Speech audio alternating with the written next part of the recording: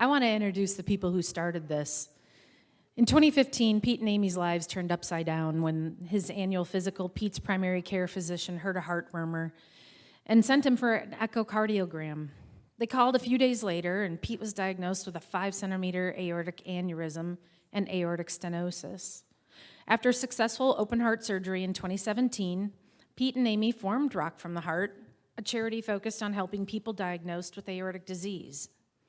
After learning firsthand how incredibly frightening the diagnosis of aortic disease can be, they embarked on a mission to help others learn the basics surrounding aortic disease so they can be the best possible advocates for themselves when it comes to making medical decisions. We've heard many people talking about that today. Knowledge is power, right? That's why we're all here today. Amy has been giving back since she was a teenager and continues to be an active volunteer in the local community. I'm sure everyone in Delano knows who Amy and Pete Johnson are.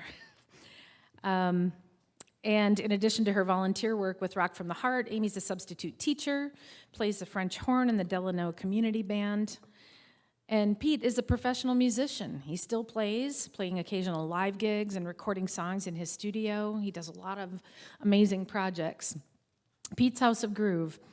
So that's where all of this started. We recorded that at Pete's House of Groove. Pete and Amy have 5 adult children in their blended family and are now empty nesters and live in Delano with their dog and 2 cats.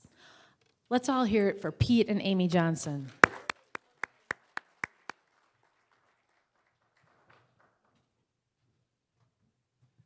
God, now if I get tears, it's not because of heart stuff. It's because now we had to change it to 1 dog. We had to. I know. Oh. Yeah, anyway, so that's enough to do a little job on my heart right there. Well, Noelle kind of told the whole story, so I don't know what we have left to say. But, yeah, I'll just try and nutshell kind of where all this started. I'd been told my whole life at doctor appointments, oh, you have a little heart murmur. But that doesn't sound like anything to worry about. We call that innocent sometimes, or you'll just get one sometimes, and then it'll go away, and, no biggie. Well, I moved to Delano. I had this new doctor guy, and he said, you ever heard a doctor tell you had a heart murmur? I said, yeah. He said, well, what was it? I said, I don't know. And he said, well, let's check that out. And so, like Noelle's story, she said, we got the phone call that it was 5-centimeter aneurysm and something called stenosis. And we just freaked out, like, what is all that stuff? And so we called the doctor back. Hey, it's 4:30, but can you hang around or we can come over and see you because you got to talk us off the ledge here. This is weird. Anyway, yeah, he calmed us down and said, this is nothing we can't fix, but we'll set you up with the cardiologist, see what's going on. Well, I had a bicuspid heart valve. Stenosis was horrible, caused an aneurysm. So we figured, well, in a couple weeks, I'll have to go under the knife. No, they said, oh, there's this great thing called watch and wait, so you didn't have to go under the knife yet. It's like, oh, okay, let the mental health issues set in now, trying to figure out what to do am I going to be able to stay alive? Should I walk up any stairs, or am I going to blow up? Should I play drums? Should I mess around with my wife? I mean, what can I do? What can't I do? So thankfully I had a cardiologist. I'm from Fargo originally. Well, I learned my cardiologist was from Moorhead, a few years younger than me. Anyway, he gave me his cell number.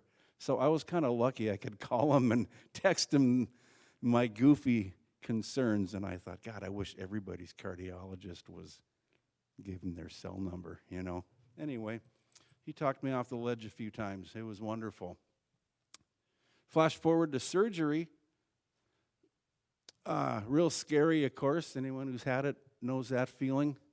Laying in the hospital, and it's a little fuzzy here how it started, but Amy and I had put on a couple of benefits to help at-risk youth for different issues they have. Musical things where one of my bands that I work with would play, and we'd raise a little money. I said, we should do something for heart stuff because, I don't know, maybe we can get some information out about that. Answer some of the questions that I didn't have any luck finding answers to. So that turned into Amy going, well, how about instead of just your David Bowie tribute band playing, why don't we try and get Night Ranger, because Kelly Keggy, you know, we know he just had a valve put in too, and we're like, well, we know people who can get a hold of him, I think. Let's see how much they cost. Let's see if they'll do it for nothing because they think it's a cool idea. Well, we got about half of that done. They did not do it for nothing, and we did find out how much they cost. So we started doing auctions, calling friends, calling in favors, saying, hey, you should feel sorry for us, kind of, because look what we had to go through, but we want to do something to help. No, we just don't feel sorry for us, of course. That's a joke. But, you know, what happened from there? Night Ranger said, yeah, that sounds like a good idea, and we couldn't believe it. So the first Rock from the Heart, we booked Night Ranger. Amy says, there's all these people coming into town the day before. So this thing wasn't part of our original idea. And it turns out it's the coolest part of the whole thing because everybody learns stuff, and it's like a big group meeting, like a 12-step meeting or something, you know. But here we all are sharing our stuff. We have some experts who have been in the trenches.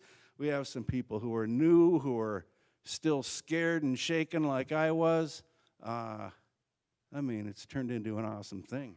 And that was Amy's idea. She's like, with all these people coming in a day early, maybe we could find a doctor to speak. Well, what did that turn into? About 6 of them or something, you know? Then it turned into this, and then Mike Sylvester came down and made everybody cry when he talked. Jesus, that was great. You'll probably hear him. I don't know, are you talking today? No? I should know these things, but I don't. Anyway, I'm going to be quiet and let Amy talk and fill in all the blanks that I left out and give you probably a more serious perspective. I kind of have to laugh a lot of this stuff off because I'm just amazed any of it happened, and, you know, glad to be alive. I don't have the answers to anything, but I always have an ear, and I always like to talk about this stuff. So you know where I'm at now.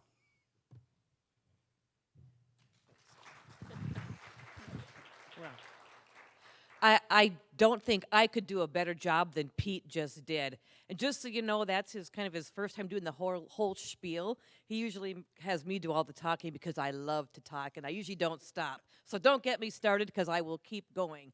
But what you saw, those of you that watched part of that video that Pete and Noel did, the lyrics were written by Sue Leshin. She's the head of the Alliance for Aging Research and Heart Valve Disease Awareness Day, and they wanted to do something for Valve Disease Day, so we helped get the sync licensing for it. We got the approval from the writer of the song, the publishers, to do the changed lyrics, and then we recorded it, and it's been used, you know, for their proceeds. So that was super fun to do. But what you saw during that video was a lot of pictures from our events since we started in 2019, and like we said, it was, can we really do this and pull it off? And now this is our 5th year doing this. So during COVID, we went fully virtual in 2021, and we had so many speakers and so much interest virtually that we ended up extending the time, and we had presentations run from 10 a.m. through 6 p.m. So it ran all day, and it's been growing ever since. So while we might have people that don't make it ever in person, we do run it virtually. We record the presentation so that anybody can watch them later on. If we see somebody next week that has a question on mental health and cardiac depression, we'll be able to share that presentation with them. So it goes far beyond this room.